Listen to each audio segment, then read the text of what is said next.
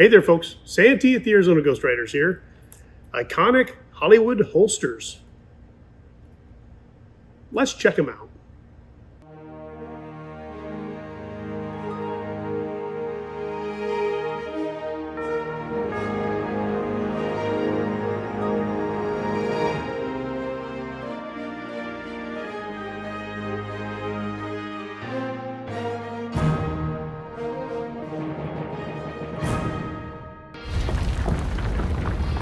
Hold it, Josh! Drop your holster. When we watch westerns, whether it's TV shows or movies, some things about specific characters stand out. Maybe it's a vest or a hat, or the holster they're wearing. Is the flap on your holster snapped or unsnapped, my Confederate friend?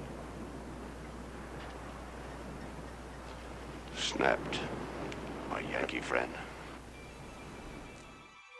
Hollywood wardrobe specialists were all about creating a look that helped fit that part. In the early films, gun rigs worn by actors like Tom Mix and Roy Rogers were flashy, functional, and basically works of art. Those masterpieces covered the whole rig. Today, I will just focus on the holsters. Do you mind putting that away first? Oh, why, sure. Wow, what a holster. In 1957, we see a special holster show up worn by a man named Paladin. The TV western, Have Gun Will Travel, was about a problem-solving fella you could wire in San Francisco. Richard Boone played the part and made house calls across the West for 6 seasons. There's an irritating roughness about the way you people speak. Makes me obstinate. His character was not just good with a gun. Paladin was an intellectual and had mad negotiation skills. Someone has to make a beginning. Someone has to start acting decently. And that man will take a chance. He also was known to help folks who couldn't pay for his services because it was the right thing to do. Therefore, the holster has a chest knight on it. When swords are crossed, 'tis always the same. One blow and au revoir. There is one that caught my eye that I really love. Henry Darrow played Manolito Montoya in The High Chaparral in 1966. Mano, as he was known, was from a wealthy Mexican family that ran a cattle ranch. He was rebellious, impetuous, and a rogue at heart. Yeah, women swooned. He was also the man you wanted next to you in a fight. Mano's holster fit his personality pretty well. It was on a swivel so it could be canted for a fast draw, and the barrel stuck out of the bottom. More importantly, there was a brass plate attached to the mouth of the holster that sets it apart from everyone else. That brass plate also keeps the holster open for a quicker draw. I acquired a reproduction of one of these from a subscriber in the UK and love it. John Wayne wore many holsters in his movies, but the one we tend to gravitate to is this. A simple holster, really. Not fancy, just a variation on the Mexican loop. I don't have to show you any stinking bushes. As was pretty standard during the silver screen era, the holster was lined. This makes it more rigid, but also protects the finish of the firearm, especially useful if the holster had a metal plate in it for a faster draw. The series Hell on Wheels shows Colin Bohannon wearing a double Mexican loop holster with a really wide skirt. It's worn and plain and fits Colin's personality perfectly. He's no nonsense and not flashy, but he respects his tools. Learn to respect the tools of your trade. Like Manolito's, the barrel pokes out of the bottom.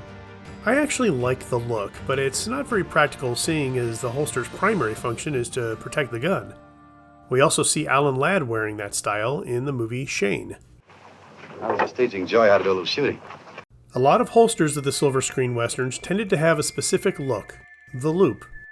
Yep, those could be buckled or laced. Many of the run-of-the-mill movie rigs were like that. Matt Dillon's in Gunsmoke, The Man with No Name trilogy. Holster craftsmen like Andy Anderson and Arvo Ojala were churning their designs out, and armorers on set were gobbling them up.